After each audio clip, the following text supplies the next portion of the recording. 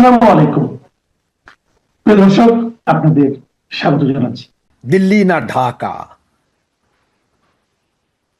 মনে পড়ে সেই স্লোগান, মৌলবাদী জামাত ইসলামের স্লোগান দিল্লি না ঢাকা। আজও কিন্তু ওই যে শিবিরের কিছু কিছু পোলাপান, দাঁতাল একটা আছে না, এরা দাঁত বের করে রাখে যে, সে সহ এরা এখনো কিন্তু চিল্লায়। ওই যে আরেকটা আছে না, পাঠা, কালা পাঠা, এরা এখনো কয় দিল্লি না ঢাকা, মনে আছে? এইভাবে বলে যে এই শুয়োরগুলো। তাদের নেতা, জামাত প্রধান, জামাতের আমির, উনি গত বছর 2024 সে যে কোনো সময় নাকি ইন্ডিয়ান কূটনীতিকদের সাথে বৈঠক করেছিলেন। তো এটা যখন রয়টারে প্রকাশ পেয়ে যায়, তখন উনি আবার বাংলাদেশের বিভিন্ন পত্রিকাতেও যখন এটা লেখালেখি হয়, তখন উনি আবার ফেসবুক স্ট্যাটাস দিয়েছেন, হ্যাঁ তাদের সাথে আমার এই চিকিৎসার পরে, হসপিটাল থেকে বেরিয়ে আসার পরে অনেক দেশের কূটনীতিক এসেছিলেন, সেই সাথে ওনারাও এসেছিলেন, কিন্তু ওনারা মানা করেছিলেন আমাকে না দেওয়ার জন্য, তাই আমি ওয়াদাবদ্ধ ছিলাম, তাই আমি দিতে পারিনি ওনাদের কথা। তো আপনার এখন ওয়াদার বরখেলাপ হইল কেমনে চাচা? চাচার ওয়াদার বরখেলাপ কিভাবে করলেন? চাচা তো মুসলিম, ইসলামিক লোক না? চাচা তো ইয়ে করতে পারেন না নাকি? চাচা দিল্লির গোপনে পা চাটতে ভালো লেগেছে। মূলত কি কথা হয়েছিল চাচার সাথে, সেগুলো কি চাচা একটু প্রকাশ করবেন নাকি প্রকাশ করবেন না? মানে যে হাম করু তো সালা ক্যারেক্টার ডিলায় না, আমরা দিল্লির সাথে সম্পর্ক থাকলে তখন আমরা তখন দিল্লি না ঢাকা আপনারা চিল্লাইবেন, হ্যাঁ তখন দিল্লি আমাদের দাদার বাড়ি, মামার বাড়ি, নানার বাড়ি, এরকম হয়ে যায় নাকি? হ্যাঁ, আর আপনারা যখন দিল্লির যায় সব কিছু চারটা একেবারে বাইর করে দেন, তখন কিছু হয় না।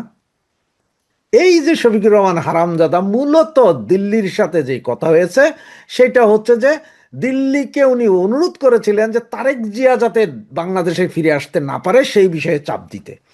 কিন্তু সেই চাপ দেওয়ার জন্য অনেক অনুরোধ করেছে এবং বৈঠক হয়েছে, এটা যাতে দিল্লি যাতে প্রকাশ না করে, তাইলে ওনাদের রাজনীতি শেষ, এগুলো বলে টোলে প্রচুর অনুরোধ করেছেন। কিন্তু যখন দেখলেন যে দিল্লি দিল্লি ওনাদের কথা রাখলেন না, রাখলেন তারেক সাহেবের কথা, তখনই উনি মুখ ফসকে নাকি বলে ফেলেছেন যে না, আমাদের সাথে তো দেখা হয়েছিল কিন্তু ওরা মানা করেছিল। মূলত উনি নাকি মানা করেছিলেন দিল্লির হাত পা চেপে ধরে। প্রচুর চাটাচাটি করেছেন চাচায়। চাচায় চাটতে চাটতে দিল্লি আলাদের ওই যে যা আছে না, এই যে এরকম কিছু আছে না, এগুলো সহ নাকি জিব্বা দিয়ে উঠে ফেলাইছিলেন, জিব্বা দিয়ে পরিষ্কার করে দিচ্ছেন। আর এখন কয় যে না, এটা তো ওরা মানা করেছিল। হারামজাদা, ওরা মানা করেছিল? হ্যাঁ, আমি আপনাদের এর আগেরও দুইটা ভিডিওতে বলেছিলাম যে এই যে এখন যেগুলা দিল্লি না ঢাকা, দিল্লি না ঢাকা বলতেছেন, এগুলো সব রয়ের এজেন্ট। এরা এগুলো সব রয়ের এজেন্ট। এগুলো দেশে থাইকা এগুলা দিল্লি না ঢাকা মানে এটা একটা ভাইব তুলছে যে দিল্লি না ঢাকা, একটু চিল্লাই, বুঝছেন? আর এই ফান্দে পড়ে গেছে আপনার পাইকা এজেন্টরা। এরা বুঝতেও পারে নাই যে দিল্লি এই সব জারুগাদেরকে দিয়ে এই কাম করাইতেছে, আর পাইকা এজেন্ট এসে হাদির মতন ওই যে সওয়ামা চিরা ফালামু, এইটাও বলে এখন স্লোগান, হেরে মতো এগুলোরা খাইয়া দেয়, এগুলো পাইকা এজেন্টরা খাইছে। তো জামাতের আমির মিথ্যা কথা যে বলে, যে কিনা দিনে রাইতে শুইতে উঠতে বসতে মিথ্যা কথা কি বলে, কি ডাক্তার না জানি, ডক্টর উনার নাম, উনি পশুর ডাক্তার না কুত্তার ডাক্তার আল্লাহ জানে উনি কোন ধরনের ডাক্তার। হারামজাদা, এখন তোমরা তলে তলে টেম্পো তোমরা চালাও, আর দোষ খালি আওয়ামী লীগের। এই যে গত 1.5 বছর ধইরা দিল্লির পাশা সাইটা ওরা হাগলে হেটা সহ জিব্বা দিয়া টানছে এই জমাইতাগুলা। আর এখন আইসা নতুন নাটক করে যে না না, এটা তো মিটিং ছিল, এটা আসলে ওরা গোপন রাখতে। তাইলে গোপন বৈঠকে তোদের কি কি কথা হয়েছে সেটা প্রকাশ করাই হোক, যদি সাহস থাকে। সেই জামাতের আমিরকে বলছি আমি, জামাতের আমির মিথ্যুক চালবাজ, তারাই বলছে কি কি কথা হয়েছিল বল, সেখানে কি পরিকল্পনা হয়েছিল, যে তারেকরে আসতে না দিতে নাকি? যেটা তোরাই সর্বপ্রথম উচ্চারণ করছো যে তারেক বাংলাদেশে আসতে পারছে না কারণ দিল্লির প্রেশার আছে না, মাইরা ফেলাবে, এগুলো তো তোরদের হারামজাদাদের কথা। নাহলে প্রকাশ কর কি কি কথা হয়েছে। মূলত এই জামাতের আমিরের সাথে আমির দিল্লির উপর, দিল্লিকে বুঝাইতে চেষ্টা করছেন যে আপনারা এক কাম করেন, আমরা আপনারা যা বলবেন বলেন সব দিব, কিসের সেভেন সিস্টার খাইবো? সেভেন সিস্টার ওই পাশে আমরা দিয়া দেবো, মাগার আপনি তারেকরে আসা বন্ধ করেন। এইটা ছিল তাদের মূল দাবি, এবং এই প্রকাশ যাতে না পায় সেজন্য দিল্লির হাতে পায়ে ধরছিলেন। তো দিল্লির হাতে পায়ে ধরছেন, দিল্লি চুপ, ওকে বলছস তোরা বলছস, দিল্লি বলে নাই। কিন্তু উনি যখন দেখলেন যে না, তারেক জিয়া তো চলে আসছে, আবার খালেদা জিয়ার মৃত্যুর পর এরা রাষ্ট্রীয়ভাবে শোক বার্তা পাঠাইছে, ওইখানে যা বইয়ে সাইন করছে, তখন ওনাদের মাথা খারাপ হইয়া বলে দিলেন যে হ্যাঁ আমাদের সাথেও বৈঠক হয়েছিল। তো তোদের সাথে কি কি গোপন বৈঠক হয়েছিল সেটা বলো। টেম্পো যে চালাইলা গত 17 মাস, একটু বলো। তার মানে এই যে বঙ্গু জনগণ, আপনারা যারা দিল্লি না ঢাকা ঢাকা ঢাকা বলেন, আপনাদের একটা কথা কই, এই দিল্লি যদি আপনাদের চাউল ডাউল কিছু না দেয় তো ল্যাংডা হয়ে যাবেন, ল্যাংটা। আপনাকে এই যে জমাতের পাল্লায় পড়লে জমাত তারা কি অবস্থা এটা তো জানেন, এরা 71-এ কি করছে তাই তো জানেন। জমাত তাদের বউ বেটি বেচনের সময় আইসা গেছে, বউ বেটি এগুলো গণিমতের মাল হয়ে যাবে বাংলার পাবলিকের কাছে। এই জমাইত থাকো, বাংলাদেশের যত অশান্তির মূল এই জমাইতারা, তারা তলে তলে দিল্লির লগে ঠিকই লাইন, রাত দিন 24 ঘন্টা দিল্লির লগে লাইন, দিল্লির লগে লাইন ছাড়া এদের কোনো উপায় নেই। এরা দিল্লির লগে লাইন রাইখাই তারা ক্ষমতায় আইতে চাইতেছে, মানে ক্ষমতায় আসবে জামাত, আবার দিল্লি ছাড়া আসবা বাবারা। এখন যখন দেখছে বিএনপির পক্ষে মনে হয় চইলা যাইতেছে, চইলা গেছে, চইলা যাইতেছে মানে কি চইলা গেছে, যখন দেখছে তখনই মাথা খারাপ হয়ে গেছে এই মীর জাফর জামাতের আমির শফিকুর রহমানের। এই হারামজাদার এখনো ছানাপোনা কতগুলো আছে না, এই যে কালাইয়া মালাইয়া কতগুলো, এই রাজশাহী না কোন বিশ্ববিদ্যালয় পোলাপাইন, ওই যে দান তালু মামার ভাইয়েরা, এরা এখনো রাস্তায় ছিল দিল্লি না ঢাকা। হারামজাদা তোকে হোগার কাপড় তুইলা দিল্লি বাটামরিচ ডেলা দিছে তোকে আমিরে, এরপরও তোরা দিল্লি না ঢাকা কস নাকি? বুঝেন হারামজাদাদের চরিত্র। জয় বাংলা, জয় বঙ্গবন্ধু। খালেদা জিয়াকে নিয়ে খুব একটি কথার চর্চা হচ্ছে এখন। খালেদা জিয়া আপসহীন নেত্রী ছিলেন, আপসহীন। উনি একবার যেটা বলেছেন তো বলেছেন, দ্যাটস ইট, একেবারে মিলিটারি অর্ডারের মতো, এটা মানতেই হবে। বিএনপির অনেক নেতারা এটা ছড়াচ্ছেন আরো বেশি বেশি করে, যে আপসহীন নেত্রী। আমি এর সাথে অ্যাগ্রি করি না।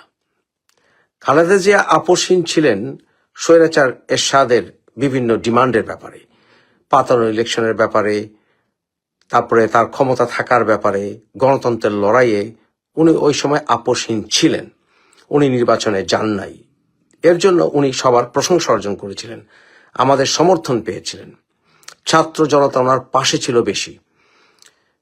ঠিক আছে, একটা নির্দিষ্ট ইস্যুতে আপসহীন হওয়া যায়, কিন্তু তিনি সকল বিষয়ে আপসহীন ছিলেন, বা একজন নেত্রীর সকল বিষয়ে আপসহীন থাকতে হবে এরকম যেন একটি ভাবধারা দেখানো হচ্ছে, এটা মোটেই কোনো শুভকর বিষয় নয়। এটা কোনো ভালো মেসেজ দেয় না। যখন আপনি বিপ্লবী হবেন, আপনি একটি নির্দিষ্ট টার্গেটে থাকেন, যে আপনি টার্গেটটা অর্জন করবেন, সেই টার্গেটের ব্যাপারে আপনি আপসহীন হবেন। যেমন বাংলাদেশের মুক্তির ব্যাপারে বঙ্গবন্ধু আপসহীন ছিলেন।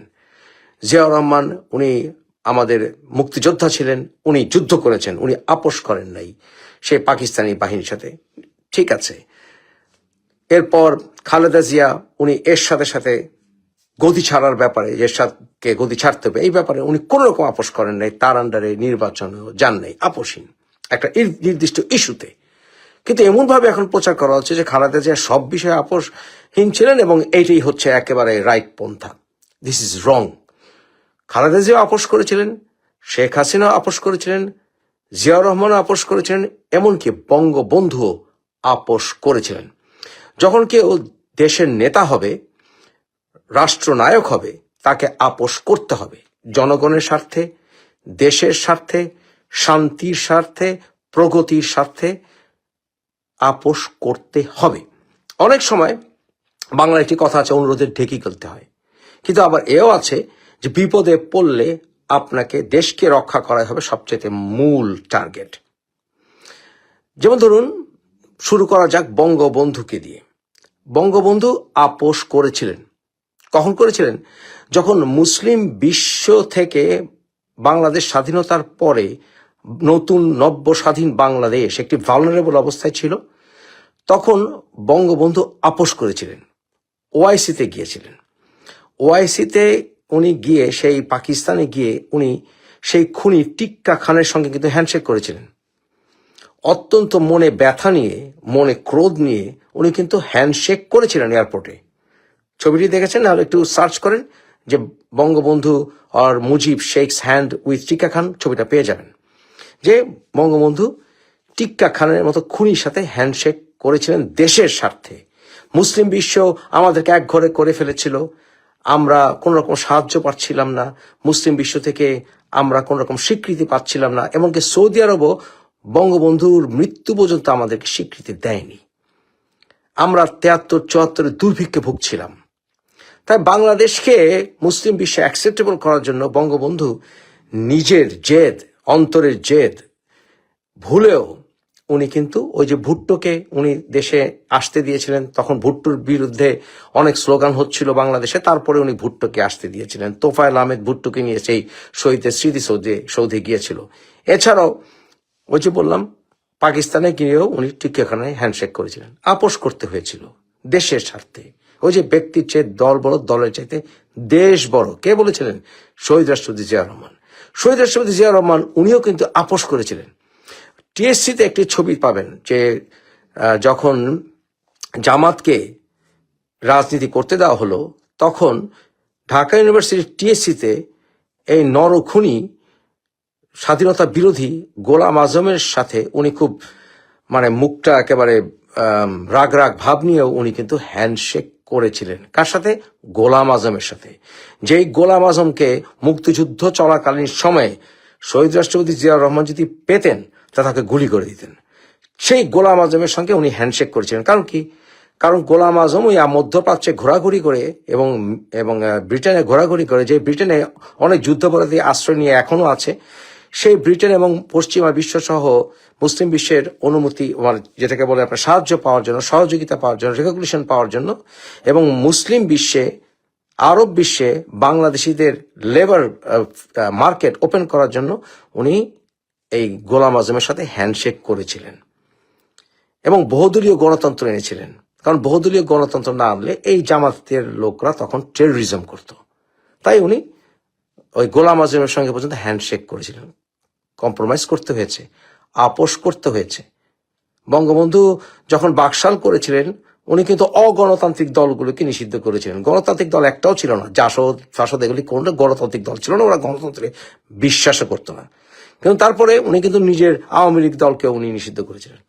সকল দলকে করে উনি বাকশাল কায়েম করেছিলেন এবং সেই বাকশালে আলটিমেটলি এটা কিন্তু কোনো পার্মানেন্ট উদ্দেশ্য ওনার ছিল না, এটা একটা ন্যাশনাল গভর্নমেন্টের মতো ছিল।